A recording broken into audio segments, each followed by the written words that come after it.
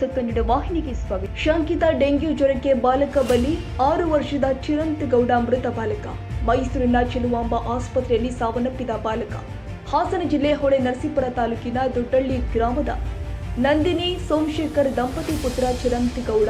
ಕಳೆದ ಮಂಗಳವಾರದಿಂದ ಜ್ವರದಿಂದ ಬಳಲುತ್ತಿದ್ದ ಬಾಲಕ ಕೆಆರ್ ನಗರ ತಾಲೂಕಿನ ಬೇರಿಯಾ ಆಸ್ಪತ್ರೆಯಲ್ಲಿ ಚಿಕಿತ್ಸೆ ಪಡಿತಾ ಇದ್ದ ಬಾಲಕ ಗುಣಮುಖವಾಗದ ಹಿನ್ನೆಲೆ ಕೆಆರ್ ನಗರ ಆಸ್ಪತ್ರೆಗೆ ದಾಖಲಾಗಿದ್ದ ಬಾಲಕನ ಆರೋಗ್ಯ ಸ್ಥಿತಿ ಗಂಭೀರವಾದ ಕಾರಣ ಮೈಸೂರಿನ ಸರ್ಕಾರಿ ಆಸ್ಪತ್ರೆಗೆ ದಾಖಲಾಗಿದ್ದ ಚಿರಂತಗೌಡ ಚಿಕಿತ್ಸೆ ಫಲಕಾರಿಯಾಗದೆ ಇಂದು ಆಸ್ಪತ್ರೆಯಲ್ಲಿ ಸಾವು. ಹಳ್ಳಿ ಮೈಸೂರು ಶಾಲೆಯಲ್ಲಿ ಯುಕೆಜಿ ಓದ್ತಾ ಇದ್ದ ಚಿರಂತಗೌಡ. ತಾಜಾ ಸುದ್ದಿಗಾಗಿ ಎಂಟಿವಿ ನ್ಯೂಸ್ 24x7ಗೆ ಸಬ್ಸ್ಕ್ರೈಬ್ ಮಾಡಿ ಮತ್ತು ಬೆಲ್ ಐಕಾನ್ ಅನ್ನು ಒತ್ತಿ. ತಪ್ಪದೇ ಲಿಂಕ್ ಶೇರ್ ಮಾಡಿ.